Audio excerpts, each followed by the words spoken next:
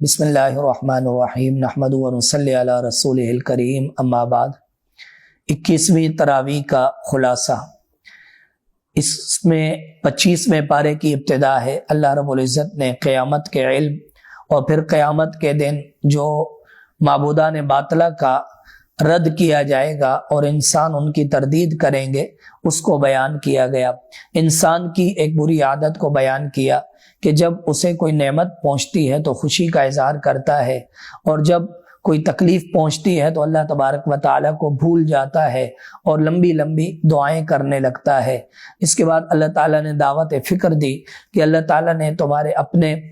बदन के अंदर और पूरे कायनात में अपनी कुदरत की निशानियां रखी हैं। अगर इंसान उनमें गौर व फिक्र करे तो उस पर हक बात वाज़े हो सकती है। और अल्लाह तबारक व तआला ने अपने इल्म कामिल को बयान फरमाया। इसके बाद आगे अल्लाह रब्बुल इज़्ज़त ने सूरत शूरा को बयान फरमाया। शूरा के माने मशवरा करने के होते हैं।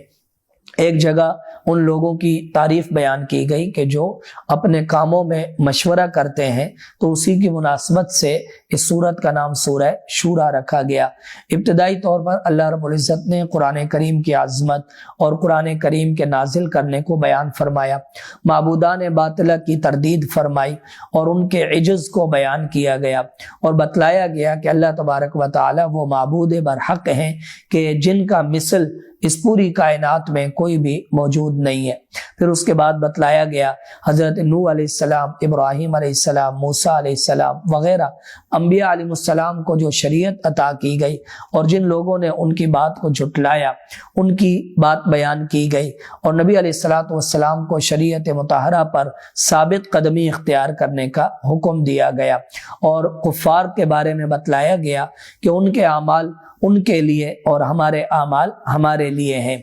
और फिर उसके बाद क़यामत की हक्कानियत और क़यामत आने की सदाकत को उजागर किया गया और अल्लाह रब्बुल इज़्ज़त ने अपनी कुदरत कामिला को बयान फरमाया। अगले रुकू में अल्लाह ताला ने बतलाया कि जो लोग दुनिया ही को अपने लिए सब कुछ समझते हैं, अल्लाह ताला उनको दुनिया में से कुछ अता फरमा देते हैं, लेकिन फिर क़यामत के दिन आखिरत में उनका कोई हिस्सा नहीं होगा। उसके बाद अल्लाह ताला ने जालिमों के बारे में बतलाया कि वो अपने नामा आमाल को देखेंगे तो किस तरह उनको डर महसूस होगा और इसके मुकाबले में जो अहले ईमान होंगे वो खुशी का इजहार करेंगे। अल्लाह ताला उन्हें फौज कबीर और एक बड़ी कामयाबी अता फरमाएंगे और अल्लाह ताला उन्हें बशारत अता फरमाएंगे। फिर उसके बाद अल्लाह ताला ने अपने महबूब पैगम्बर की आज़मत को उजागर फरमाया और अपनी सिफत बयान फरमाई कि वो तौबा कबूल करने वाले हैं, अपनी बंदे की तौबा को कबूल फरमाते हैं। और इसके साथ अगर वो पूरी कायनात को खुला रिज्क अता कर दें तो इंसान सरकशी में मुब्तला हो जाए, नाफरमानी में लग जाए, गुनाहों में मुब्तला हो जाए। और इस तरह अल्लाह ताला ने अपनी सिफत बयान फरमाई कि वो बारिश नाजिल फरमाते हैं और किस तरह वो बारिश अता करके इंसानों की ज़रूरत को पूरा फरमाते हैं। इसके साथ साथ समंदर में चलने वाली कश्तियाँ, उनको अल्लाह ताला ने किस तरह थाम रखा है। और फिर अल्लाह ताला ने इस बात को उजागर फरमाया कि जो लोग गुनाह कबीरा से अपने आप को बचाते हैं और बेहयाई फहाशी से अपने आप को बचाते हैं, नमाज का एहतमाम करते हैं, अल्लाह ताला के नाम पे खर्च करते हैं और आपस में बाहमी मामलात मुशावरत से तय करते हैं, तो ये और किसी बात पर गुस्सा आ जाए तो माफ़ी और दरगुजर का पहलू इख्तियार करते हैं। अल्लाह ताला ने उन लोगों की फजीलत और आज़मत बयान फरमाई। बक़दर ज़रूरत बदला लेने की इजाज़त मरहमत फरमाई। सब्र और दरगुजर और माफ़ करने को अजीम काम करार दिया। उसके बाद आगे क़यामत के दिन ज़ालिमों की हालत को बयान किया गया कि किस तरह जालिम लोग डर रहे होंगे, उनके चेहरे झुके हुए होंगे, जिल्लत उन पर छाई हुई होगी और कोई उनका मददगार नहीं होगा। फिर अल्लाह ताला ने अपना हुक्म पूरा करने का हुक्म फरमाया और इंसान की उसी रविश को बयान फरमाया कि जब कोई नेकी जब उसको कोई अच्छी चीज़ मिल जाए तो ये खुश हो जाता है और जब कोई बुरी चीज़ मिलती है, कोई मुसीबत परेशानी आ जाए तो अल्लाह ताला का नाफरमान बन जाता है। फिर अल्लाह ताला ने बतलाया बेटियां बेटे देना ये अल्लाह की कुदरत के مظاہر میں سے ہے، کسی کو چاہے بیٹی دے دے، کسی کو چاہے بیٹا دے دے، کسی کو چاہے تو دونوں نعمتیں دے دے، اور جس کو چاہے تو کچھ بھی عطا نہ فرمائے۔ پھر اس کے بعد اللہ تعالیٰ نے وحی کی اقسام بیان فرمائی کہ وحی آنے کے کئی طریقے تھے، یا تو دل میں اللہ تعالیٰ بات القاء فرما دیتے، یا پردے کے پیچھے نبی سے بات کی جاتی جیسے معراج کے موقع پر، یا کوئی رسول آ کر وحی پہنچایا کرتا تھا۔ پھر قرآن کریم کی عظمت کو اجاگر کیا گیا۔ اس کے بعد آگے اللہ تبارک و تعالی نے سورہ زخرف کو بیان فرمایا۔ زخرف سونے کو کہا جاتا ہے، اس میں ایک جگہ پر سونا چاندی بیان کیا گیا، تو اس کی مناسبت سے سورت کا نام سورہ زخرف رکھا گیا۔ اس کی ابتدا بھی اللہ تبارک و تعالی نے قرآن کریم کی عظمت سے فرمائی، اور جو لوگ نبیوں کا مذاق اڑایا کرتے تھے اور نبیوں کی تکذیب کیا کرتے تھے، ان پر آنے والی سزاؤں اور ان کے عذاب کو بیان کیا گیا۔ پھر مشرکین مکہ کے بارے میں بتلایا گیا کہ جب ان سے پوچھا جائے کہ اس کائنات کو کس نے پیدا کیا، آسمان زمین، تو وہ کہتے ہیں کہ یہ سب کرنے والی وہ اللہ کی ذات ہے جس نے اس زمین کو بچھایا، اس کے اندر ہر قسم کے پھل اناج وغیرہ پیدا فرمائے، آسمان سے پانی برسایا، اور پھر اللہ تعالیٰ نے مویشیوں کی نعمت عطا فرمائی، کشتیوں کی نعمت عطا فرمائی جن پر انسان سواری کرتا ہے، اور پھر سواری کی دعا سکھلائی گئی کہ جب سواری پر بیٹھو تو یہ دعا پڑھا کرو، سبحان الذی سخر لنا ھذا وما كنا له مقرنین وانا الی ربنا لمنقلبون۔ پاک ہے وہ ذات جس نے اس سواری کو ہمارے لیے مسخر کر دیا اور ہم اس پر قابو پانے والے نہیں تھے، ہمیں اسی اللہ ہی کی طرف لوٹ کر جانا ہے۔ پھر ان لوگوں کی مذمت بیان کی گئی جو فرشتوں کو اللہ تعالیٰ کی بیٹیاں قرار دیتے تھے، اپنے لیے بیٹے پسند کرتے تھے اور اللہ کے لیے بیٹیاں قرار دیتے تھے، اور جو لوگ انبیاء علیہ الصلوۃ والسلام کی تکذیب کرتے تھے اور اپنے آباء و اجداد کی گمراہی میں ان کی تقلید کو لازم سمجھتے تھے، تو ان لوگوں کے احوال بیان فرمائے گئے۔ اگلے رکوع میں اللہ تعالیٰ نے ابراہیم علیہ السلام کا اپنے والد، اپنی قوم کو دعوت دینا اور پھر ان کے معبودان باطلہ سے براءت کا اظہار کرنا بیان فرمایا۔ مشرکین مکہ کا اعتراض بیان کیا گیا کہ یہ قرآن کریم کسی بڑے آدمی پر نازل کیوں نہیں ہوا، تو بتلایا گیا کہ رحمت کا تقسیم کرنا یہ اللہ تبارک و تعالیٰ کے دست قدرت میں ہے۔ دنیا میں اللہ تعالیٰ نے کسی کو مالدار بنایا، کسی کو غریب بنایا، تو یہ در حقیقت اس وجہ سے کہ ایک دوسرے کے کام آ سکیں۔ اور پھر اللہ تعالیٰ نے بتلایا کہ اگر جو ہے وہ سارے لوگ ایک جیسے نہ ہو جاتے تو اللہ تعالیٰ کافروں کو اتنا مال اور دولت عطا فرماتے کہ ان کے گھر کی چھتیں، ان کی سیڑھیاں اور ان کے کمرے اور ان کے تمام گھر کے معاملات سونے کے بن جاتے اور چاندی کے بن جاتے۔ پھر اللہ تعالیٰ نے بتلایا کہ جو شخص اللہ تعالیٰ کی یاد سے غافل ہو جائے تو اس کے لیے ایک شیطان مقرر کر دیا جاتا ہے جو اس انسان کو ہر وقت بھٹکاتا رہتا ہے، اور قیامت کے دن انسان اس سے بیزاری کا اعلان کرے گا۔ اس کے بعد آگے اللہ تعالیٰ نے اپنے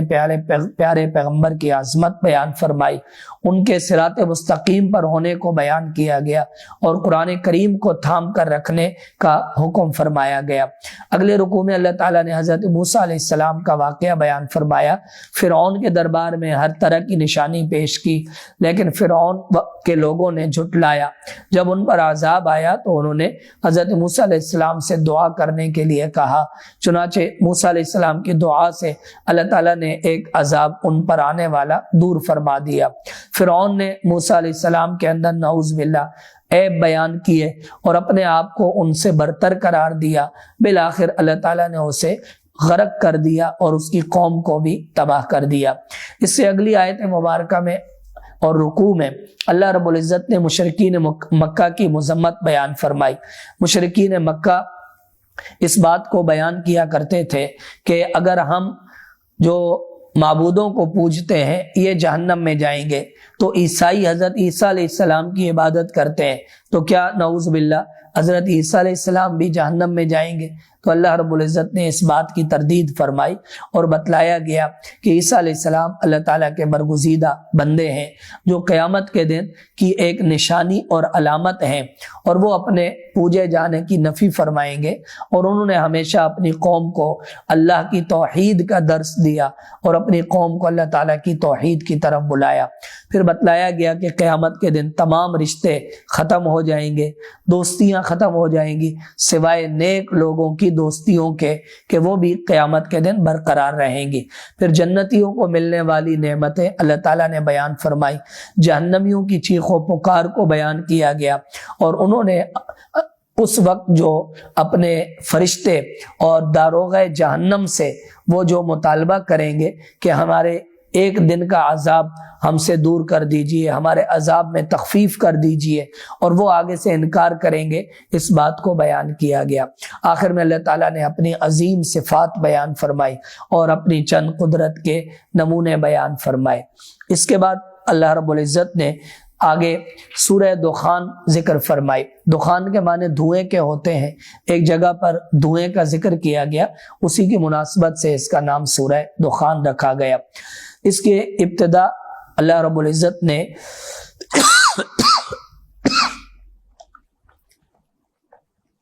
سورہ دخان کی ابتدا اللہ تبارک و تعالی نے ابتدائی طور پر قرآن کریم کی عظمت سے بیان فرمائی اور ایک مبارک رات میں اسے نازل کرنے کا اعلان فرمایا۔ جمہور مفسرین کے نزدیک مبارک رات سے مراد لیلۃ القدر ہے، جو رمضان کے مہینے میں آتی ہے۔ البتہ بعض لوگوں نے اس سے 15 شعبان کی رات مراد لی، لیکن صحیح قول کے مطابق یہاں مراد لیلۃ القدر کی رات ہے جس میں قرآن کریم نازل ہوا۔ پھر اللہ رب العزت نے مشرکین مکہ کو چند باتوں کی دعوت دی، اپنی وحدانیت اور توحید کی دعوت دی، اور انہیں اس بات سے ڈرایا کہ اللہ تعالیٰ پر ایمان لاؤ اس سے پہلے کہ تم پر ایک دھوئیں کا عذاب آ جائے۔ بعض مفسرین فرماتے ہیں کہ یہ عذاب قیامت کی ایک نشانی ہے جو قیامت کے وقت برپا ہوگا اور پوری کائنات پر دھواں چھا جائے گا۔ حضرت عبداللہ ابن عباس رضی اللہ عنہما اور ان جیسے اور بڑے صحابہ کرام سے یہی منقول ہے، اور بعض صحابہ کرام حضرت عبداللہ ابن مسعود رضی اللہ تعالیٰ عنہ وغیرہ وہ فرماتے ہیں کہ اس سے مراد وہ قحط ہے جو نبی علیہ السلام کے زمانے میں مشرکین مکہ پر آیا کہ ان کے لیے کھانے کو کچھ نہ تھا، اور وہ اپنا سر آسمان کی طرف اٹھاتے تو آسمان میں انہیں دھواں نظر آتا تھا، اس سے مراد وہ دھواں ہے۔ پھر آگے اللہ تعالیٰ نے حضرت موسیٰ علیہ السلام کا واقعہ بیان فرمایا،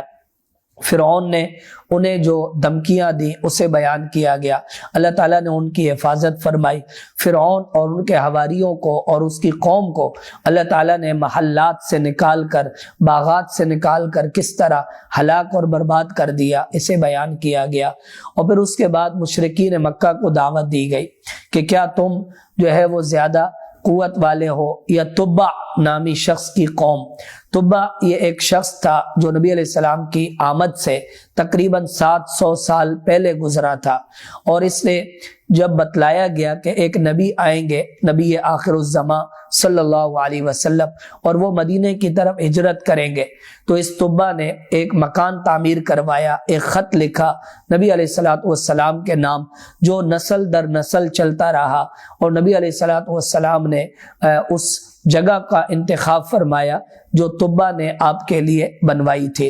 اور پھر یہ مسند احمد کی روایت کے مطابق تبع نبی علیہ السلام پر ایمان بھی لایا تھا، اسے برا بھلا کہنے سے منع کیا گیا، لیکن اس کی قوم سرکش ہو گئی اور بعد میں بتوں کی پوجا کرنے لگی، اللہ تعالیٰ نے اسے عذاب میں مبتلا کیا۔ تو مشرکین مکہ کو بتلایا گیا کہ تم زیادہ طاقتور ہو یا تبع کی قوم جو ہے وہ زیادہ طاقتور تھی، جب وہ عذاب کا شکار ہوئی تو تم بھی عذاب کا شکار ہوں گے۔ اس کے بعد اللہ تعالیٰ نے جہنمیوں کو دی جانے والی غذا،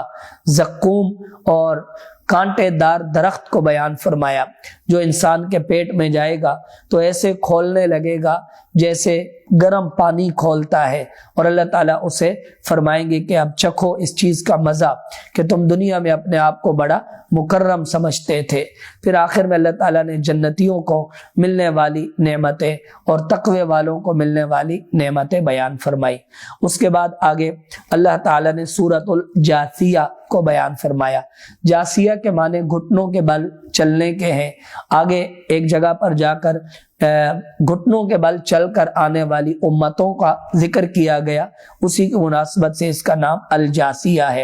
ابتدائی طور پر اللہ تعالیٰ نے اپنی قدرت کاملہ کو بیان فرمایا، ہواؤں کا چلانا، بارش کا نازل کرنا، اور اللہ تعالیٰ کی دیگر صفات عالیہ کو بیان کیا گیا، اور پھر اس کے بعد جھٹلانے والے اور انکار کرنے والوں کی مذمت بیان کی گئی، اور اس کے ساتھ ساتھ اگلے رکوع میں اللہ تعالیٰ نے بارش کے ساتھ جو اللہ تعالیٰ نے زمین پر سمندر کی نعمت، اس میں چلنے والی کشتی کی نعمت عطا فرمائی، اللہ تعالیٰ نے زمین آسمان کو مسخر فرما دیا، انسان کی خدمت میں لگا دیا، اس بات کو بیان کیا گیا۔ اور پھر آخر میں اللہ تعالیٰ نے حضرت موسیٰ علیہ السلام اور ان کی قوم کو ملنے والی نعمتوں کو بیان فرمایا، کتاب، حکمت اور رزق اللہ تعالیٰ نے ان کو عطا فرمایا، اور انہیں اپنے زمانے میں تمام لوگوں پر فضیلت عطا فرمائی۔ نبی علیہ السلام کو شریعت مطہرہ کی پیروی اور اس کی اتباع کرنے اور اس پر ثابت قدم رہنے کا حکم فرمایا، اور اس کے ساتھ ساتھ اللہ تعالیٰ نے آگے ان لوگوں کی مذمت بیان فرمائی کہ جو دنیا ہی کی زندگی کو سب کچھ سمجھتے ہیں اور اپنی خواہشات کو اپنے معبود کا درجہ دیتے ہیں۔ کل قیامت کے دن ساری امتیں آئیں گی گھٹنوں کے بل چل کر، نیک لوگوں کو اچھا بدلہ ملے گا، برے لوگوں کو برا بدلہ دیا جائے گا، اور پھر اس کے بعد اللہ تعالیٰ نے قیامت کے دن کفار کے ساتھ ہونے والے مکالمے کو بیان فرمایا، اور آخر میں اپنی حمد و ثنا پر اس سورت کا اختتام فرمایا۔ وآخر دعوانا الحمد للہ رب العالمین۔